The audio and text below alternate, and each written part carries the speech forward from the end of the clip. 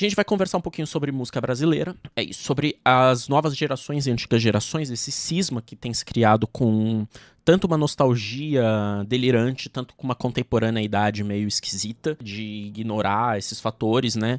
E já dá conta dessa questão de que a vanguarda não se mistura com o clássico, né? Eu vejo essa percepção muito errônea, né? Nas coisas que eu faço, nas coisas que eu vejo. E vamos ler esse texto do Mauro Ferreira e ver o que ele tá falando, né? Eu não li esse texto, separei porque eu achei a temática bem interessante, né? Pra quem não sabe, né? Um jornalista bem conceituado, Mauro Ferreira. E lá o texto dele é o título: A música brasileira está melhor ou pior do que antes? Resposta da pergunta pode causar sérios incômodos a você, porque a mim não causa nenhum incômodo. Eu sou super aberto a essa discussão aqui, Maria Bethânia e Lineker. Volta e meia, alguém sentencia que a música brasileira de hoje é ruim porque já não tem a riqueza melódica e a beleza poética de antes, né? Principalmente essa questão da nostalgia. E sempre que essa discussão vem à tona, os argumentos são passionais de ambos os lados, concordo muito, Mauro. Contudo, sentenças definitivas sobre a qualidade da atual música brasileira geralmente esconde arrogâncias e visões egocentradas. Existe em todas as gerações uma negação do que foi a geração contemporânea, né? Então, a geração dos meus pais tendem a ver a minha geração como uma geração mais fraca em seus aspectos, em sentidos. Bom, o Mauro Ferreira tá tendo isso como base aqui pro texto dele, né? Ele já joga aqui a base que ele vai manter dentro de todo o texto e vamos ver o que ele tá defendendo aqui. Mas afinal, a música brasileira piorou ou melhorou? Ou está a mesma coisa desde sempre? A resposta para essa pergunta muda de acordo com a geração de quem a responde e pode causar sérios incômodos e não consegue entender que, como já disse Nelson Motta, em verso da letra Bolero Havaiano, cantado por Lulu Santos, tudo muda o tempo todo. Aqui eu já tenho minha primeira crítica, não ao texto, mas a essa coisa de, tipo, a gente ter um olhar de acordo só com a época, né? Cometer esses anacronismos históricos ou motores de comparação meio esdrúxulos. Então, eu particularmente acho que essa coisa de, tipo, geracional, de gostar de uma coisa e detestar outra, ou defender outra pela própria geração, acho uma coisa meio equívoca e é uma tendência que a gente vê hoje, mas eu particularmente acho bem equívoca. Quem cresceu ao som da MPB de compositores como Caetano, Chico, Djavan, Edu Lobo, Francis Rime, Gilberto Gil, João Bosco, Milton Nascimento, entre outros gigantes da MPB dos anos 1960 até 1970, tende a achar que essa geração é imbatível, que é o caso do Mauro Ferreira, né? Caso desse crítico do G1. Eu acho mesmo, até porque temos outros grandes compositores, né, como a Clara Nunes, Elis Regina, Gal Costa, Maria Bethânia e Nana Caymmi. Talvez seja o primeiro ponto da gente partir, que é preferência geracional em relação à descrença das futuras gerações, né? A geração emergiu, ela emergiu num contexto de recente ditadura militar, um Brasil em ebulição total. Outros nomes, né, que ficam ali entre os malditos, como Jardim Macalé, também naquele tempo, que estava produzindo álbuns espetaculares, né, eu acho.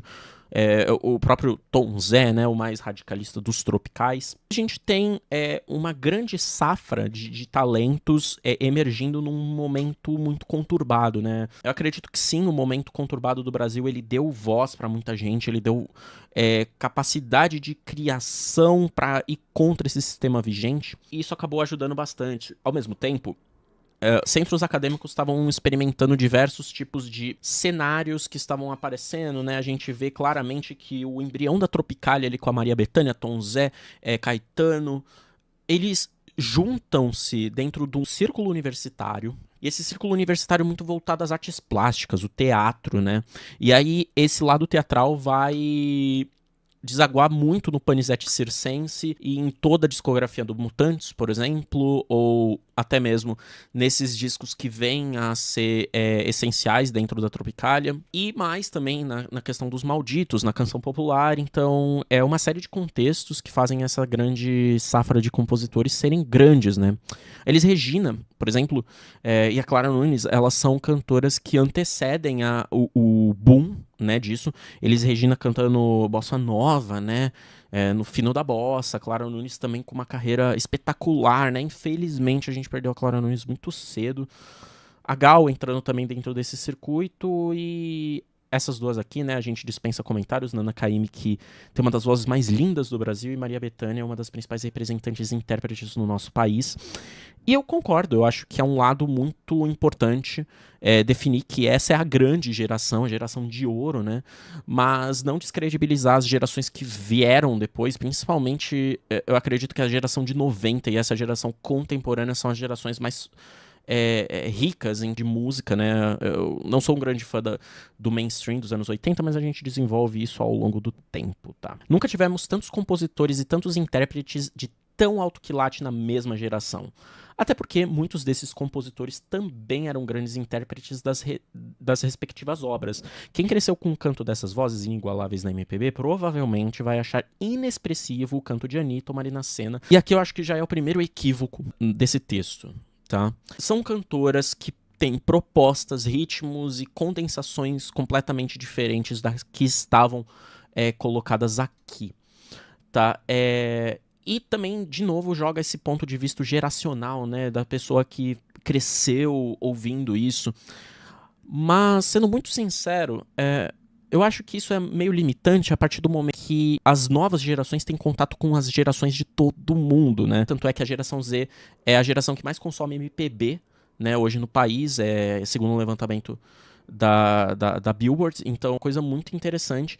E eu acho que esse conceito geracional cresceu e colocar essa questão da Anitta ou Marina Sena justamente só pela nostalgia eu acho meio problemático, sabe? E aqui, de novo, ele cita como exemplo, claro, mas eu acho muito interessante citar esses dois exemplos especificamente tão descolados das tendências, né? Aí você vai argumentar, a Marina Sena tava cantando Gal Costa, mas, gente, qualquer um pode cantar qualquer coisa, né? O importante é a temática dela como cantora própria, né? O Coisas Naturais é um disco que ele pode ser tropical em algum sentido, mas ele é zero Tropicália, sabe? Ele é zero anos 60, ele é um álbum refrigerado, ele é um álbum ao tempo.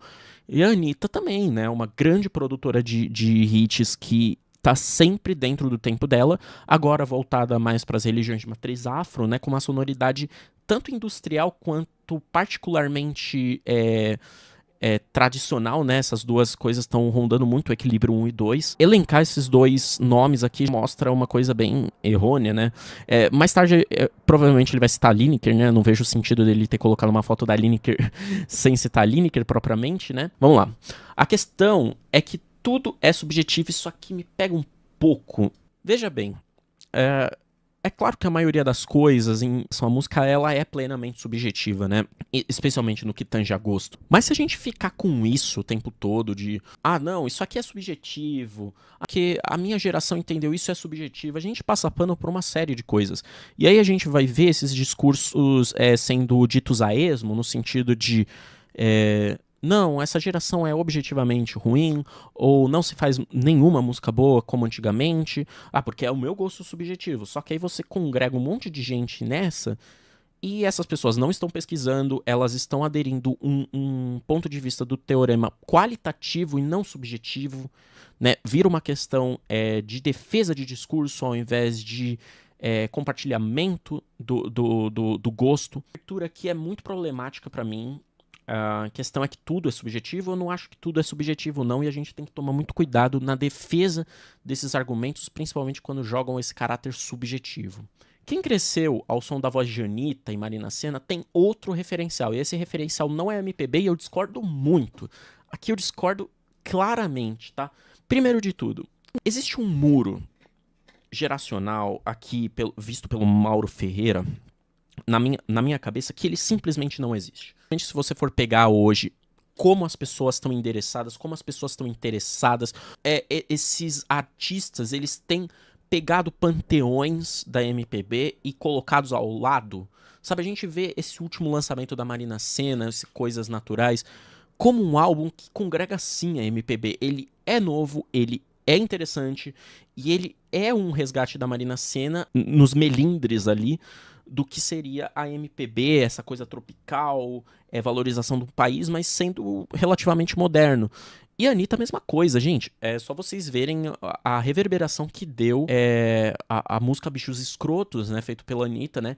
E esse texto é de 4 dias atrás, então, assim, esse boom já tinha acontecido, e essa congregação de gêneros da nova guarda, vamos colocar assim, dos contemporâneos e dos modernos, acho que dá pra colocar assim, né, porque eram modernistas, é simplesmente inexistente na minha concepção, principalmente com esses dois exemplos. Se você, até mesmo no funk, o MC Hariel tem colocado muito essa tendência, essa veia MPB dentro das músicas dele.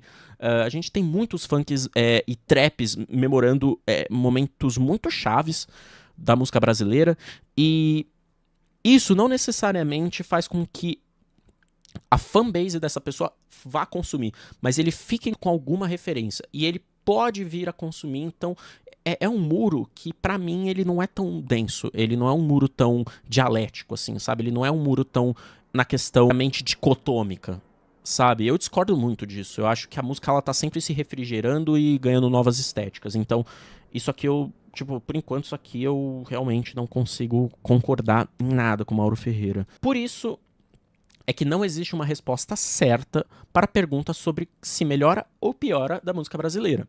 Cada geração encontra a própria voz, a própria turma e, consequentemente, tem a própria resposta para a pergunta. E todas as respostas são corretas, eu também discordo muito disso. Eu acho que existe, principalmente do ponto de vista de quem gosta muito da Tropicália, gosta muito desses movimentos que formaram a música brasileira dos anos 70 e 80, um certo dogmatismo. O dogmatismo é bastante errôneo, especialmente no que tange a descredibilização da arte sendo feita hoje, né? Por quê? Esse é um exemplo de anacronismo histórico também, né? Você pegar esse áudio de 50 anos atrás e colocar ele para os dias de hoje. É um delírio completo. Essa tá certa, não. Eu realmente acho que, do ponto de vista qualitativo, a gente não pode equiparar a geração dos anos 70 à geração contemporânea. E isso não faz a geração contemporânea ser ruim. Sim, eu acho que foi uma proliferação, foi uma explosão cultural, e hoje a gente tem outras explosões culturais. Colocar esse ponto de vista qualitativo de melhor, pior, pra mim é sempre meio complicado. E eu acho que rui essa questão todas as respostas estão corretas. Eu discordo completamente disso. De novo, isso aqui leva a discursos horríveis em música. Há uma deturpação do senso crítico, principalmente com essas duas. A questão é que tudo é subjetivo e todas as respostas estão corretas. Nem tudo é subjetivo e nem todas as respostas estão corretas, gente. A gente precisa começar a rever isso, rever esses conceitos. Trazer para o contemporâneo, né, pelo que eu vi. Como minimizar a emoção visível nos olhos de milhares de pessoas seduzidas pelo canto e pelo som da Lineker nos shows da cantora. Realmente, cara, eu tava cobrindo virada cultural e é impressionante a forma com que as pessoas olham pra Lineker, né? E é uma intérprete que, se você for pegar na lacuna das cantoras, intérpretes, compositoras brasileiras, a gente não tem nada parecido com a Lineker, exatamente, sabe? É uma voz de R&B misturado com galgada em forte influência brasileira, e assim, as temáticas são muito contemporâneas, então tem muito da questão individual, né? Eu sinto que nos anos 70 se cantava para uma maioria muito grande, era muito cronista, né? Inclusive, nada a ver com o assunto, mas só trazendo um paralelo, Mayakovsky, por exemplo, quando ele lança sobre isso, o poema que ele fez para Lilia Brick, ele é muito criticado dentro da União Soviética porque foi um poema que estava dando vazão a pura e simplesmente os sentimentos dele. E nessa época, o trabalhador, ele se expressava em relação ao social. E eu vejo muito disso nos anos 70, nos anos 60, extremamente cronistas, contando histórias. E eu acho que a Lineker é uma cantora que traz muito histórias, mas ao mesmo tempo pessoalidade, individualidade. Então eu acho muito interessante. Então realmente eu acho que a Lineker é uma cantora meio sem precedentes na história da música brasileira no que tange a estilo de voz, estilo de composição e interpretação. Aí ele coloca aqui, esse é o X da questão. Gerações se emocionam hoje nos shows da Lineker, se emocionaram em shows da Gal Costa. Assim como os mais antigos, da era do rádio, ele cita Dalva de Oliveira, né, uma grande musa da rádio nacional, né? E aqui ele faz um paralelo, né, sobre a emoção, sobre a captação e tal, mas de novo, eu não acho que a gente tenha que usar isso como argumento central da coisa. A emoção, por si só, ela respalda qualquer tipo de música e emoção que a pessoa possa ter ao ouvi-la. Então, por exemplo, você pode ouvir um disco péssimo do ponto de vista técnico, péssimo do ponto de vista poético e até mesmo do ponto de vista ético, né? O fato é que se uma pessoa se emocionar, se ele lotar o estádio, se ele tiver uma visualização da parte do público com uma emoção exacerbada, isso aqui, esse trecho tá meio que respaldando esse álbum ruim, simplesmente pela emoção da fanbase, pela emoção dos fãs. Eu acho isso bem delirante, eu não consigo concordar com isso também, mas eu acho que é um ponto de vista de ligação que a gente pode começar a discutir sobre essa questão geracional e esse muro que parece tão denso e não é nada denso. Sempre vem, como já sinalizou Belchior, há 50 anos atrás. É equivocado sentenciar que o novo é melhor do que o antigo somente por ser novo, também é arrogante afirmar que o antigo era bom. Concordo plenamente. Então, assim, isso aqui também cai meio por terra, né? Que todas as respostas são corretas, né? Essa achar heresia, mas o fato é que, nos dias de hoje, o canto de Lineker é tão importante para milhões de ouvintes quanto o da Maria Bethânia foi e tal. Ele repete, né, as questões. E aqui eu tava lendo que existe assim como é possível vir os Garotinho e, na sequência, dar um play no álbum do Milton Nascimento ou organizar uma playlist com músicas de Criolo, João Bosco e Tim Bernardes, e concordo totalmente, gente. Cara, esse é meu ponto. Isso não tá tão diferente, sabe? Não é duas bolhas, não são dois lados do muro, não é a Alemanha Oriental, a Alemanha Ocidental, cara, tá tudo dentro da mesma coisa, sabe? Os conceitos de semiose, acho que, e semiótica da cultura, eles são muito importantes nesse aspecto, porque, de verdade, cara, eu acredito realmente que a gente tem uma dificuldade muito grande, dicotômica e polarizada, né?